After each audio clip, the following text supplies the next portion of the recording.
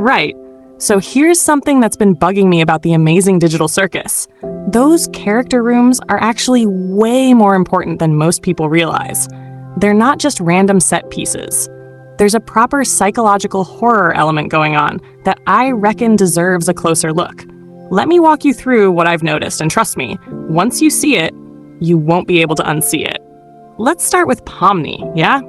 When we first get a proper look at her room in episode 2, something feels off. Everything's massive. The bed's enormous compared to her. The furniture towers over her. Even that mirror on the wall. It's clearly meant for someone to see their full reflection, but Pomni would need a stepladder to make proper use of it. Now, Pomni's already the smallest character in the circus, right? So why would her personal space be designed like this? It's actually quite clever when you think about it. The room itself becomes this physical manifestation of feeling small and overwhelmed. Every single day, she's being reminded of her own inadequacy just by existing in that space. Bit grim, innit? Moving on to Zooble's setup, and this one's particularly rough. We know Zooble struggles with body dysmorphia. They literally tell us they hate their appearance, hate all the interchangeable parts, can't stand what they see when they look at themselves. So what does the circus do? Fills their room with mirrors everywhere. Plus there's this storage box constantly on display with all their spare parts, and get this, a classical marble statue that basically represents the body they wish they had. It's psychological torture, honestly. Imagine waking up every single morning to reminders of everything you're uncomfortable with about yourself. The room isn't a sanctuary. It's a trap designed to keep them miserable.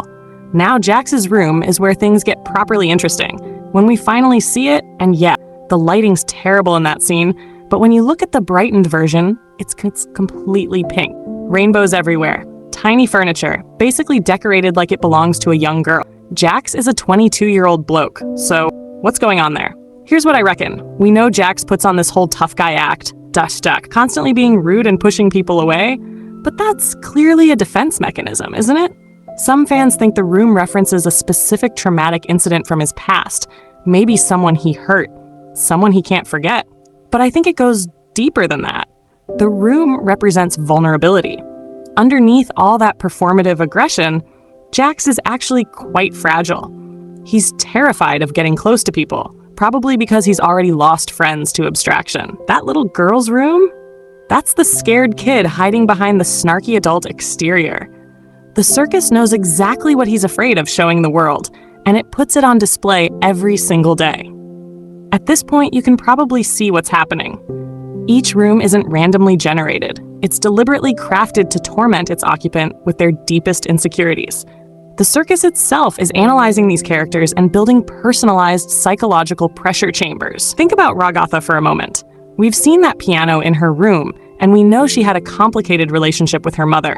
All that pressure, the constant criticism, never quite being good enough. That piano probably represents years of forced practice, of trying desperately to earn approval that never came.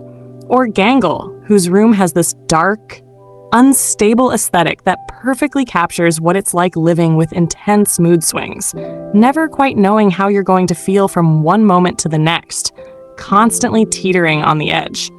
This brings us to Kinger, who's one of the oldest residents of the circus. He doesn't live in his assigned room anymore. He's built himself this pillow fort instead. And yeah, sure, the darkness helps him think more clearly, but I think there's another reason he abandoned his proper room. Kinger figured it out, didn't he? He realized what the rooms actually are. After losing his wife Queenie to abstraction, he decided he wasn't going to let the circus keep tormenting him with whatever personalized nightmare they'd designed for him.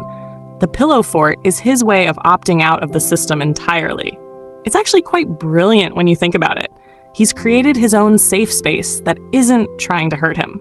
One last thing that's been nagging at me, what happens to rooms after someone abstracts? Kaufmo's room was covered in all these disturbing drawings and scribbles, but he wouldn't have had time to create all that while losing his mind, would he? I think the system does it automatically. When someone abstracts, their room transforms to reflect their final mental state. All those last desperate thoughts and fears get projected onto the walls. And Kane can't clean it up because he doesn't actually have access to the rooms when the doors are closed. They're designated as private spaces, even for an AI with essentially unlimited power elsewhere in the circus. It's properly dark when you think about it. These rooms remain as permanent memorials to each person's psychological breakdown, locked away but never truly gone. Look, the Amazing Digital Circus is doing something genuinely clever with environmental storytelling. These aren't just backgrounds, they're active participants in the horror, custom designed to make sure nobody ever gets comfortable, nobody ever heals, nobody ever escapes their own head. Pretty sure we haven't seen Ragatha and Gangle's rooms in full detail yet, because the creators are saving those reveals for maximum emotional impact. When we do finally see them properly, I guarantee they'll add whole new layers to those characters. Anyway, that's my take on it. If you've spotted details I've missed or have your own theories about what's really going on with these rooms, drop a comment below. I'd genuinely love to hear what you think. And if you enjoyed this breakdown, give it a like and maybe stick around for more analysis videos. Cheers for watching, and I'll catch you in the next one.